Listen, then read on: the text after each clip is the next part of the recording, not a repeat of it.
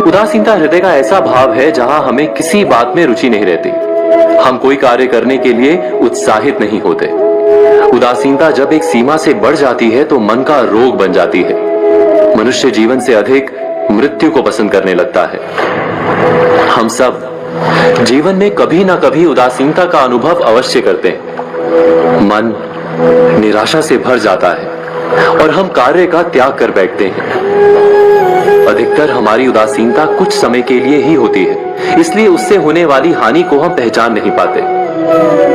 किंतु उदासीनता धीरे धीरे आदत का रूप धारण कर लेती है और हम बार बार उदासीनता के कारण हाथ में लिए कार्य अधूरे छोड़ देते हैं। क्या हमारे सबके साथ ऐसा नहीं होता?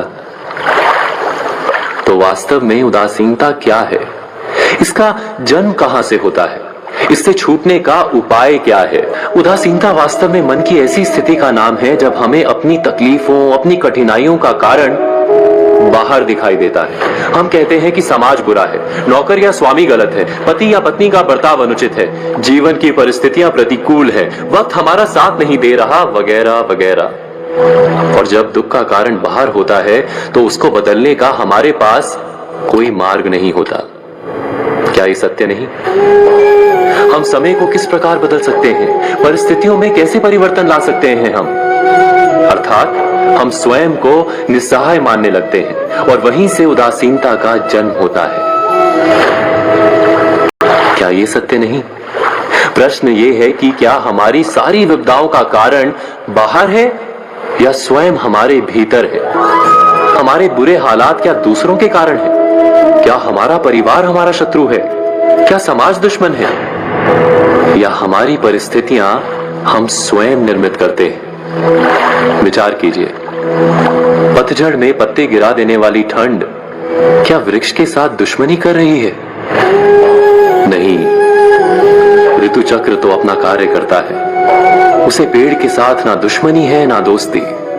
ऋतु चक्र के अनुकूल हो जाना वृक्ष का कर्तव्य है। ठीक वैसे ही समाज कभी किसी व्यक्ति का ना मित्र होता है ना शत्रु। समाज को जिससे लाभ मिलता है समाज उसका मित्र बन जाता है। अर्थात समाज प्रतिकूल तब बनता है जब हम समाज के प्रतिकूल बनते हैं। वैसा ही व्यक्तियों के बीच में भी होता है। हम जिसे प्रेम करते हैं वो हमें प्रेम देता है, हम जिसे लाभ देते हैं वो हमें लाभ देता है। हमारे हालात बदलने के लिए हमें स्वयं अपने आप में परिवर्तन करना पड़ता है। इतना समझ लेने पर स्वयं में परिवर्तन करना कठिन नहीं। अर्थात जीवन में उदासीनता का कोई कारण ही नहीं, केवल अपने आप में परिवर्तन करना पर्याप्त है। अवश्य विचार कीजिएगा, चिंतन कीजिएगा, मनन कीजिएगा।